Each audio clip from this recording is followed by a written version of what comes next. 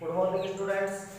देखिए बेटा, पिछली वीडियो में अपन अध्ययन कर रहे थे उत्तकों के बारे में। किसके बारे में? उत्तकों के बारे में। तो उत्तकों के बारे में मैंने आप लोगों को बताया था, विशेष प्रकार की समान कोशिकाओं का समूह जो किसी विशेष कार्य को क्या करती है, संपन्न करती है, उन्हें अपन क्या कह रहे थे? उत्तक कह रहे थे। इसके अलावा उत्तकों को अपन ने कितने प्रकारों में विभाजित किया था? 3 प्रकारों में विभाजित किया था। 3 प्रकार थे अपने पास में। पहला तो था बेटा विभज्योतक, इसके अलावा दूसरा था स्थायी उत्तक, इसके अलावा तीसरा जो उत्तक था अपने पास में वो था स्रावी उत्तक। तीनों के बारे में अपने को क्या करना है? अध्ययन करना है। तो विभज्योतक के बारे में अपन पढ़ चुके हैं। इसके बाद में बात आई थी किनके बारे में? स्थायी उत्तकों के बारे में। किनके बारे में? स्थायी उत्तकों के बारे में। स्थायी उत्तकों को भी अपन ने पुनः कितने भागों में बांटा था? 2 भागों में बांटा था। एक तो था अपने पास में सरल उत्तक, इसके अलावा दूसरा था जटिल उत्तक। जो अपने पास में सरल उत्तक थे उनको अपन ने 3 प्रकारों में विभाजित किया। पहला जो प्रकार था वो था अपने पास में मृदुतक। कौन सा था? मृदुतक। इसके अलावा दूसरा आता है अपने पास में बेटा स्थूल कोणोत्तक, तीसरा होता है बेटा दृढ़ोत्तक। इन दोनों के बारे में आज अपन क्या करेंगे? अध्ययन करेंगे। सबसे पहले बात करें अपन स्थूल कोणोत्तक के बारे में। देखिए बेटा, स्थूल कोणोत्तक इस प्रकार के जो उत्तक होते हैं उनमें जो कोशिकाएं पाई जाती हैं, उन कोशिकाओं के किनारों पर क्या पाया जाता है? स्थूलन पाया जाता है। क्या पाया जाता है? स्थूलन। मतलब इनके किनारे कैसे होते हैं? मोटे होते हैं। जैसे अपन ने देखा था मृदुतक की जो कोशिकाएं थी उनकी जो कोशिका भित्ति थी वो कैसी थी? पतली थी। कैसी थी बेटा? पतली थी। लेकिन ये कहना चाह रहा है यहाँ पर जो कोशिकाएं पाई जाती हैं उनकी जो कोशिका भित्ति होती है वो कैसी पाई जाती है? मोटी पाई जाती है। कैसी पाई जाती है? मोटी पाई जाती है। किनारों पर से कैसी पाई जाती है? मोटी पाई जाती है। अब बात आती है इनकी कोशिकाओं के बारे में और मृदुत की कोशिकाओं के बारे में। जो मृदुत की कोशिकाएं थी बेटा वो स्थूल कोणोत्तक में पाई जाने वाली कोशिकाओं से आकार में कैसी होती है? छोटी होती है। कैसी होती है? छोटी होती है। जबकि स्थूल कोणोत्तक जो होते हैं उनकी जो कोशिकाएं होती है उनकी अपेक्षा आकार में कैसी होती है? बड़ी होती है एवं लंबी होती है एवं कैसी होती है? दीर्घ। कैसी होती है? दीर्घ। पहली बात तो आकार में भी मृदुत की कोशिकाओं से बड़ी होगी। इसके अलावा दूसरी बात आती है लंबाई में भी उनसे क्या होगी? बड़ी होगी। इसके अलावा उनकी कोशिका भित्ति कैसी थी? पतली थी। इनकी कोशिका भित्ति पर क्या पाया जाता है? स्थूलन पाया जाता है। तो इनकी कोशिकाएं कैसी होती हैं? दीर्घित होती है। कैसी होती हैं? दीर्घित होती है। अब जो स्थूलन होता है, जैसे कि अपने पास में दृढ़ोत्तक की बात करें तो जो दृढ़ोत्तक होता है उनमें जो स्थूलन पाया जाता है तो उस स्थूलन में किनका जमाव पाया जाता है? लिग्निन का जमाव पाया जाता है। किनका जमाव पाया जाता है? लिग्निन का जमाव पाया जाता है। लेकिन जो स्थूल कोणोत्तक होते हैं बेटा उनमें लिग्निन का जमाव नहीं पाया जाता है। उनका जमाव ना होने की वजह से ये जो स्थूल कोणोत्तक है ये स्थूल किस प्रकार से हुए हैं? मोटे किस प्रकार से हुए हैं? इनके अंतर्गत जो कोशिकाएं बनी हैं उन कोशिकाओं का निर्माण या फिर जो उद्गम होता है वो किनसे होता है? मृदुत की कोशिकाओं से ही होता है। किनसे होता है? मृदुत की कोशिकाओं से ही होता है। मृदुत की कोशिकाओं की कोशिका भित्ति कैसी थी बेटा? पतली थी। लेकिन कुछ समय पश्चात धीरे धीरे वो बाह्य पदार्थों के जमाव के कारण कैसी होती चली जाती है? मोटी होती चली जाती है। और आकार में भी क्या होती चली जाती है बेटा? बड़ी होती चली जाती है। और फिर वो कोशिकाएं किनका निर्माण करती हैं? स्थूल कोणोत्तकों का क्या करती हैं? निर्माण करती हैं। अब बात आती है ये स्थूल कोणोत्तक है, इनके कार्य क्या होते हैं? इनके कार्य क्या होते हैं? स्थूल कोणोत्तक की अगर कार्य की बात करें तो ये जो पादप होते हैं या फिर पादपों के जो अंग होते हैं उन्हें क्या प्रदान करते हैं? लचीलापन, फ्लेक्सिबिलिटी क्या करते हैं? प्रदान करते हैं। जैसे पादपों के तने की क्या होगी बेटा? शाखाएं होगी। पुष्प ग्रंथ की बात करें या फिर पुष्प क्रम की बात करें या फिर जो पत्तियां होती हैं उनकी शाखाओं की बात करें अपन तो वहां पर ये स्थूल कोणोत्तक क्या होते हैं बेटा? पाए जाते हैं और उन्हें दृढ़ता के साथ साथ क्या प्रदान करते हैं? लचीलापन प्रदान करते हैं। जिससे कि बाहर से अगर जबरदस्त क्या आए? हवा आए, झोंके आए तो झोंकों को सहन करने में क्या हो जाए? पादप सक्षम हो जाए। तभी अपन देखते हैं बेटा काफी हवा चलती है, काफी तेज हवाएं चलती हैं तो पादप की जो शाखाएं होती है वो क्या होती है? एक तरफ झुक जाती है। क्या हो जाती है, झुक जाती है, जबकि टूटती नहीं है। वो किनकी वजह से होता है बेटा, स्थूल कोणोत्तक की वजह से। किनकी वजह से, स्थूल कोणोत्तक की वजह से होता है कि जो तने की शाखाएं होती है या फिर अपने पास में जो सामान्य शाखाएं होती है वहां की जो कोशिकाएं होती हैं उन पर किनका क्या पाया जाता है बेटा, उनकी कोशिकाओं के किनारे मोटे पाए जाते हैं, वहां पर क्या पाए जाते हैं, स्थूल कोणोत्तक पाए जाते हैं, जो उन्हें फ्लेक्सिबिलिटी या फिर लचीलापन क्या करते हैं, प्रदान करते हैं। अब बात आती है इनके वितरण के बारे में। ये जो स्थूल कोणोत्तक होते हैं वो पाए कहां पर जाते हैं, तने की शाखाएं बता दी आप लोगों को, पत्तियों की मध्य सिरा की बात करें या फिर जो सिरा पाई जाती है उनके किनारों पर क्या पाए जाते हैं, स्थूल कोणोत्तक पाए जाते हैं। वहां पर इनका क्या होता है बेटा, जमाव पाया जाता है। इसके अलावा आंतरिक संरचना की अपन बात करें तो जो अपने पास में तना होता है, जो अपने पास में क्या होता है बेटा, तना होता है, उनकी बाह्य भाग की बात करें तो सबसे बाहर की तरफ क्या पाई जाती है बेटा, अधिचर्म पाई जाती है। क्या पाई जाती है, अधिचर्म पाई जाती है। फिर पाई जाती है अपने पास में अधैर्य त्वचा पाई जाती है। इसके अलावा अपने पास में क्या पाया जाता है बेटा, वल्कुट पाया जाता है। क्या पाया जाता है, वल्कुट पाया जाता है। तो ये जो अपने पास में स्थूल कोणोत्तक होते हैं अधिकांशतः अधैर्य त्वचा वाले भाग में क्या होते हैं, उपस्थित पाए जाते हैं। मतलब जो अपने पास में तना है, तने के बाहर की तरफ क्या पाई जाएगी बेटा, अधिचर्म, फिर क्या पाई जाएगी बेटा, अधैर्य त्वचा पाई जाएगी। तो अधैर्य त्वचा की जो कोशिकाएं होती हैं, वो जो कोशिकाएं होती है वो किस प्रकार की होती हैं, स्थूल कोणों युक्त होती है, जिससे तने को क्या प्रदान होती है बेटा, दृढ़ता या फिर यांत्रिक सहायता क्या होती है, प्रदान होती है। इसके अलावा अब बात करें अपन, ये जो स्थूल कोणोत्तक है उनके प्रकार कितने होते हैं, प्रकार कितने होते हैं। प्रकारों की अगर अपन बात करना चाहें तो इनके मुख्यतः 3 प्रकार हैं। वो स्थूलन की स्थिति के आधार पर बता रखा है कि जो स्थूलन है उसकी स्थिति कहाँ है, मतलब स्थूलन कहाँ पर पाया जा रहा है, उस आधार पर अपन ने स्थूल कोणोत्तक को कितने प्रकारों में बांटा है, 3 प्रकारों में बांटा है। एक तो कौन सा हो गया बेटा अपने पास में स्तरित स्थूल कोणोत्तक। कौन सा हो गया, स्तरित स्थूल कोणोत्तक, जिसे अपन क्या बोलते हैं बेटा, पट्टिका स्थूल कोणोत्तक भी बोलते हैं। क्या बोलते हैं बेटा, पट्टिका स्थूल कोणोत्तक भी बोलते हैं। देखिए बेटा, स्तरित स्थूल कोणोत्तक होगा उनमें इनके नाम से पता चल रहा है कि जो स्थूलन होता है वो किनके रूप में पाया जाता है, स्तर के रूप में पाया जाता है, एक लेयर के रूप में क्या होता है, उपस्थित पाया जाता है। जैसे अपन ने यहाँ पर क्या दिखा रखी है बेटा, ये कोई कोशिका दिखा रखी है। क्या दिखा रखी है बेटा, अपन ने कोशिकाएं दिखा रखी है, ठीक है बेटा। इनके जो किनारे वाले भाग है, ये क्या दिखा रखे हैं, इनके किनारे वाले भाग, यहाँ पर क्या पाया जा रहा है बेटा, स्थूलन पाया जा रहा है।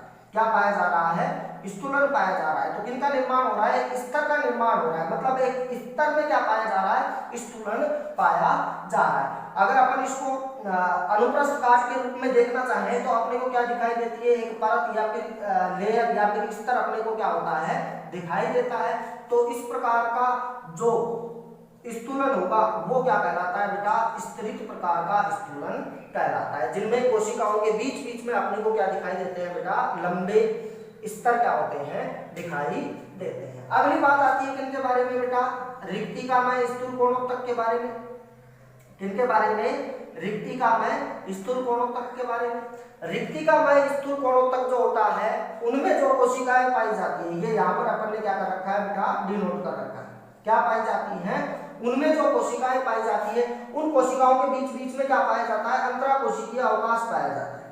क्या पाया जाता है, अंतराकोशिकीय अवकाश, मतलब 2 कोशिकाओं के बीच में क्या पाया जाता है, खाली स्थान पाया जाता है। क्या पाया जाता है, खाली स्थान पाया जाता है। उस खाली स्थान वाले भाग में जो कोशिका पाई जाती है, उस कोशिका की जो कोशिका भित्ति होती है उनमें क्या होता है, स्थूलन होता है। मतलब ये जो अंतराकोशिकीय अवकाश है, यह अवकाश धीरे धीरे क्या होता चला जाएगा बेटा, बढ़ता हुआ चला जाएगा, क्योंकि यहाँ पे जो कोशिकाएं पाई जा रही हैं उनके बीच बीच में अवकाश पाया जा रहा है और कोशिका भित्ति पर किनका जमाव होने लग जाता है, बाह्य पदार्थों का जमाव होने लग जाता है। तो जो अपने पास में 2 कोशिकाओं के बीच में खाली स्थान पाया जाता है, अंतराकोशिकीय अवकाश, उसको अपन क्या मान रहे हैं बेटा, रिक्तिका मान रहे हैं। क्या मान रहे हैं, रिक्तिका मान रहे हैं। इस रिक्तिका वाले भाग में किनका, कोशिका भित्ति का क्या होता है बेटा, स्थूलन होता है। तो इस प्रकार का जो स्थूल कोणों तक होता है वो क्या कहलाता है, रिक्तिकामय स्थूल कोणों तक कहलाता है। ठीक है बेटा। अगली बात आती है किनके बारे में, कोणीय स्थूल कोणों तक। किनके बारे में आती है बेटा, कोणीय स्थूल कोणों तक। जो कोणीय स्थूल कोणों तक होता है उनमें जितनी भी कोशिकाएं पाई जाती हैं उन कोशिकाओं के सिर्फ स्पेशल स्थानगत मतलब एक लोकेशन पर ही क्या हो रहा है बेटा, जमा हो रहा है किनका, बाह्य पदार्थों का। मतलब किनारे कैसे हो रहे हैं, मोटे। ये यहाँ पे अपन ने कुछ कोशिकाएं दिखा रखी है, जैसे अपन ने यहीं पे 3 कोशिकाएं दिखा रखी है। इन 3 कोशिकाओं पर क्या पाए जा रहे हैं बेटा, किनारे। तो किनारों पर क्या हो रहा है, स्थूलन पाया जा रहा है। मतलब इनके किनारे कैसे हो रहे हैं, मोटे हो रहे हैं। इनके किनारे कैसे हो रहे हैं, मोटे हो रहे हैं। तो इस प्रकार का जो स्थूल कोणों तक होगा वो क्या कहलाएगा बेटा, कोणीय स्थूल कोणों तक। कौन सा होगा बेटा, कोणीय स्थूल कोणों तक। तो अपने पास में स्थूल कोणों तक कितने प्रकार के हो गए, 3 प्रकार के, स्त्रित, रिक्तिकामय, इसके अलावा कोणीय। जो स्त्रित होता है उनमें एक स्तर के रूप में स्थूलन अपने को दिखाई देता है। इसके अलावा रिक्तिकामय जो खाली स्थान होता है वहां पर अपने को बाह्य पदार्थों का जमाव देखने को मिलता है। इसके अलावा जो कोणीय स्थूल कोणों तक होते हैं उनमें सिर्फ और सिर्फ कोशिकाओं के किनारों पर क्या दिखाई देता है, स्थूलन दिखाई देता है। अब बात करें स्थूल कोणों तक में जो कोशिकाएं पाई जाती हैं उनकी जो कोशिका भित्ति होती है वो मुख्यतः किनकी बनी हुई होती है, किनकी बनी हुई होती है बेटा, वो सेलुलोज की, इसके अलावा हेमीसेलुलोज की, इसके अलावा पैक्टिन पदार्थों की क्या होती है, बनी हुई पाई जाती है। ठीक है बेटा। ये कौन सा होगा अपने पास में स्थूल कोणों तक। कार्य आप लोगों कार्य की अगर अपन बात करना चाहें तो इनके कार्य क्या होंगे, ये पादपों को यांत्रिक दृढ़ता के साथ साथ क्या प्रदान करते हैं, लचीलापन प्रदान करते हैं। क्या प्रदान करते हैं बेटा, लचीलापन प्रदान करते हैं। इसके अलावा जो अपने पास में मृदुत्व की कोशिकाएं थी उन मृदुत्व की कोशिकाओं में क्या पाया जा रहा था बेटा, हरित लवक। क्या पाया जा रहा था, हरित लवक। उस हरित लवक की उपस्थिति में जो मृदुत्व की कोशिकाएं थी वो प्रकाश संश्लेषण की प्रक्रिया में क्या कर रही थी, भाग ले रही थी। लेकिन ऐसा स्थूल कोणों में नहीं होता है, अधिकांशतः तो नहीं होता है, लेकिन कुछ एक बार ऐसा होता है कि इनकी कोशिकाओं में भी किनका निर्माण हो जाता है, हरित लवकों का निर्माण हो जाता है। तो वो भी किसमें सहायक होती है, प्रकाश संश्लेषण में सहायक होती है। सामान्यतः है तो स्थूल कोणों तक में जो कोशिकाएं पाई जाती है उनमें हरित लवक नहीं पाया जाता। अगर हरित लवक पाया जाता है तो इनकी कोशिकाएं भी प्रकाश संश्लेषण की प्रक्रिया करने में क्या होती है, सक्षम होती है। ये कौन सा हो गया बेटा अपने पास में स्थूल कोणों तक। अगली बात आती है बेटा किनके बारे में, दृढ़ोत्तक के बारे में। किनके बारे में, दृढ़ोत्तक के बारे में, जिसे अपन क्या बोलते हैं बेटा, स्क्लेरेन काइमा। क्या बोलते हैं, स्क्लेरेन काइमा। ये जो अपने पास में स्क्लेरेन काइमा होता है वो किस शब्द से मिलकर के बना हुआ है, स्क्लेरोस शब्द से क्या होता है बेटा, मिलकर के बना हुआ होता है। स्क्लेरोस शब्द से मिलकर के क्या होता है बेटा, बना हुआ होता है। इस स्क्लेरोस शब्द का शाब्दिक अर्थ होता है बेटा दृढ़। क्या होता है बेटा, दृढ़ या फिर कठोर। क्या होता है बेटा, कठोर।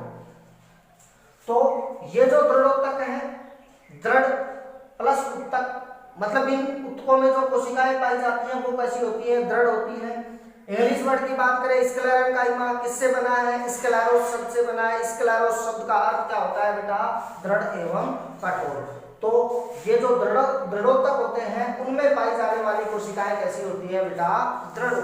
कैसी होती है, दृढ़ होती है। उन पर बाह्य पदार्थों का या फिर लिग्निन जैसे पदार्थों का जमाव क्या होता है बेटा, अधिक पाया जाता है। क्या पाया जाता है, जमाव अधिक पाया जाता है। इनकी जो कोशिका भित्ति होती है वो भी स्थूल कोणों तक और मृदुत्व की कोशिकाओं की अपेक्षाकृत कैसी होती है बेटा, मोटी होती है, क्योंकि उन पर किनका जमाव पाया जाता है, लिग्निन का जमाव पाया जाता है। अब बात आती है जीवित कोशिकाओं के बारे में और मृत कोशिकाओं के बारे में। जो अपने पास में मृदुत्तक थे, इसके अलावा स्थूल कोणों तक थे, इनकी कोशिकाएं कैसी होती थी बेटा, जीवित होती थी। कैसी होती थी, जीवित होती थी, क्योंकि जमाव जो था मृदुत्व में तो बिल्कुल नहीं पाया जा रहा था। अगर उनमें थोड़ा बहुत स्थूलन हो रहा था तो वो किसके अंतर्गत आ रही थी बेटा, स्थूल कोणों तक के अंतर्गत आ रही थी। तो उनकी कोशिकाएं, इन दोनों की कोशिकाएं कैसी होती हैं, जीवित होती हैं, जबकि जो दृढ़ोत्तक होते हैं उनकी कोशिकाएं कैसी होती हैं, मृत होती है। कैसी होती है, मृत होती है, क्योंकि इनकी कोशिका भित्ति पर किनका जमाव हो जाता है बेटा, लिग्निन जैसे बाह्य पदार्थों का क्या हो जाता है, जमाव हो जाता है। इस वजह से ये जो उत्तक होते हैं कैसे होते हैं, दृढ़ एवं कठोर होते हैं। अब इनके कार्य की बात करें, जो दृढ़ोत्तक होता है वो पादपों को यांत्रिक दृढ़ता क्या करता है, प्रदान करता है। मतलब दृढ़ता प्रदान करने का कार्य कौन करता है, दृढ़ोत्तक करता है। जबकि स्थूल कोणोत्तक थे, उनकी उपस्थिति से वो पादपों को क्या प्रदान कर रहे थे बेटा, फ्लेक्सिबिलिटी, मतलब दृढ़ता के साथ साथ लचीलापन भी प्रदान कर रहे थे। लेकिन ये जो उत्तक जहां पर पाए जाएंगे वो उस पादपीय भाग को क्या प्रदान करते हैं, सिर्फ और सिर्फ दृढ़ता क्या करते हैं, प्रदान करते हैं। तो ये कौन से हो गए बेटा अपने पास में दृढ़ोत्तक। अब दृढ़ोत्तक की बात करें बेटा, ये पाए कहां पर जाते हैं, इनका वितरण क्या है। जैसे अगर अपन तने की बात करें, तने का जो अधिचरम वाला भाग होता है, कौन सा भाग होता है बेटा, अधिचरम वाला भाग होता है, वहां पर जो कोशिकाएं पाई जाती है, क्या पाई जाती है बेटा, वहां पर जो कोशिकाएं पाई जाती हैं वो कैसी होती हैं, दृढ़ होती हैं। और वो किनका हिस्सा होती है, दृढ़ोत्तकों का क्या होती है, हिस्सा होती है। कभी कभी क्या होता है, कुछ पादपों में देखने को मिलता है इनके वलकुट वाले भाग में भी कौन से उत्तक पाए जाते हैं, दृढ़ उत्तक पाए जाते हैं। और अधिकांशतः तो ये कौन से भाग में पाए जाते हैं बेटा, परिरंभ वाले भाग में या फिर संवैनिरंभ वाले भाग में दृढ़ोत्तक क्या होते हैं, उपस्थित पाए जाते हैं। अब बात करें अपन किनके बारे में, इनके प्रकार के बारे में, किनके बारे में, प्रकार के बारे में। देखिए दृढ़ोत्तक जो होते हैं बेटा, उनके कितने प्रकार होते हैं, दो प्रकार होते हैं। कितने प्रकार होते हैं, दो प्रकार होते हैं। एक तो होता है बेटा दृढ़ोत्तक तंतु, क्या होता है, दृढ़ोत्तक तंतु। इसके अलावा दूसरा होता है बेटा दृढ़ कोशिका, क्या होता है बेटा, दृढ़ कोशिकाएं। तो दृढ़ोत्तक के अंतर्गत जो कोशिकाएं पाई जाती हैं उनमें दृढ़ोत्तक तंतु भी पाए जाते हैं, इसके अलावा दृढ़ कोशिकाएं भी पाई जाती है। दोनों के बारे में अपन क्या करते हैं, बात करते हैं। सबसे पहले बात करते हैं अपन दृढ़ोत्तक तंतु के बारे में। किसके बारे में बात करते हैं, दृढ़ोत्तक तंतु के बारे में। तंतु के बारे में आप लोगों को पता है कि इन तंतु के अंतर्गत जो कोशिकाएं पाई जाती है वो कैसी पाई जाती है, लंबी पाई जाती है। कैसी पाई जाती है भाई, अपने पास में तंतुओं को अपन देखते हैं तो जो तंतुवत संरचना होती है, तंतु की जो संरचना होती है वो कैसी होती है बेटा, लंबी होती है। तो उसके अंतर्गत जो कोशिकाएं पाई जाएंगी वो कैसी होंगी बेटा, लंबी, कैसी होंगी, लंबी। ठीक है बेटा। तो दृढ़ोत्तक जो तंतु होते हैं वो कैसे होते हैं, लंबे होते हैं, रेशे समान होते हैं, धागे समान होते हैं, जिनकी कोशिकाएं कैसी होती है बेटा, लंबी, और उनके सिरे कैसे होते हैं, नुकीले होते हैं। कैसे होते हैं, नुकीले होते हैं, जो पादप को क्या प्रदान करते हैं, दृढ़ता प्रदान करते हैं। जैसे दृढ़ोत्तक तंतुओं को अपन ने तीन प्रकारों में विभाजित किया। पहला कौन सा हो गया बेटा, जाइलम तंतु। अगर ये तंतु कौन से भाग में पाए जा रहे हैं बेटा, जाइलम वाले भाग में पाए जा रहे हैं, तो उनको अपन क्या बोलेंगे, जाइलम तंतु। क्या बोलेंगे, जाइलम तंतु। इसके अलावा दूसरी बात आती है दारू बाह्य तंतु के बारे में। किसके बारे में, दारू बाह्य तंतु के बारे में। तो जो दारू बाह्य तंतु होते हैं, दारू जो शब्द है, जाइलम एक इंग्लिश वर्ड है, लेकिन हिंदी में इसको अपन क्या कहते हैं, दारू। क्या कहते हैं, दारू। मतलब जाइलम से बाहर के तंतु। अगर जाइलम में पाए जा रहे हैं तो जाइलम तंतु हो गए। अगर जाइलम से बाहर जैसे फ्लोएम हो गया या फिर कोई अन्य भाग हो गया, उसमें तंतु पाए जा रहे हैं तो वो क्या कहलाते हैं, दारू बाह्य तंतु। मतलब ऐसे तंतु जो जाइलम से बाहर क्या होते हैं, स्थित पाए जाते हैं, उन्हें अपन क्या कहते हैं, दारू बाह्य तंतु कहते हैं। अगली बात करें अपन किसके बारे में बेटा, सतही तंतुओं के बारे में। इनके बारे में, सतही तंतुओं के बारे में। ये जो तंतु होते हैं ये कहां पर पाए जाते हैं बेटा, सतही भाग पर। कहां पर पाए जाते हैं, सतही भाग पर। जैसे अगर अपन बात करें नारियल के फल की, किसकी बात करें बेटा, नारियल के फल की बात करें, तो उनके बाहर की तरफ क्या पाए जाते हैं, लंबे लंबे रेशे पाए जाते हैं या फिर तंतु पाए जाते हैं। कहां पर पाए जा रहे हैं, बाहर पाए जा रहे हैं, सतह पर पाए जा रहे हैं। तो उनको अपन क्या बोलते हैं बेटा, सतही तंतु बोलते हैं। क्या बोलते हैं बेटा, सतही तंतु बोलते हैं। तो दृढ़ोत्तक तंतु कितने प्रकार के होंगे, तीन प्रकार के। एक तो कौन सा हो गया बेटा, जाइलम तंतु। इसके अलावा दूसरा कौन सा हो गया बेटा, दारू बाह्य तंतु। इसके अलावा तीसरा कौन सा हो गया बेटा, सतही तंतु। अगर जाइलम तंतुओं में अपन फिर से बात करें तो जाइलम तंतु होते हैं, उसको भी अपन दो प्रकारों में विभाजित करते हैं। एक तो कौन सा होता है बेटा, वाहिनिका तंतु। कौन सा होता है, वाहिनिका तंतु। इसके अलावा दूसरा होता है बेटा कोशवाह रूपी तंतु।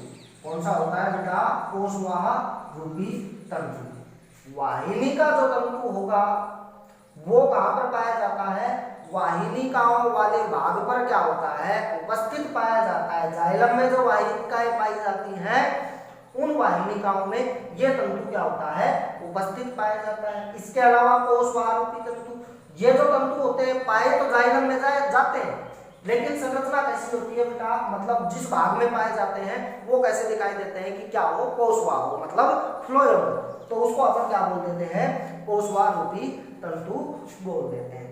अगली बात आती है बेटा दृढ़ कोशिकाओं के बारे में। किनके बारे में, दृढ़ कोशिकाओं के बारे में। जो अपने पास में दृढ़ोतक है उनमें क्या पाई जाती है बेटा, दृढ़ कोशिकाएं पाई जाती हैं, क्योंकि कोशिकाओं पर किसका जमाव पाया जाता है बेटा, लिग्निन का क्या होता है, जमाव पाया जाता है, या फिर अन्य बाह्य पदार्थों का या फिर विभिन्न रासायनिक पदार्थों का क्या पाया जाता है, जमाव पाया जाता है। अब इन कोशिकाओं के प्रकार बता रखे अपन ने, एक तो कौन सा हो गया बेटा, वृहद दृढ़क, दूसरा हो गया बेटा अस्थि दृढ़क, इसके अलावा तीसरा कौन सा हो गया बेटा, तारा दृढ़क कोशिकाएं।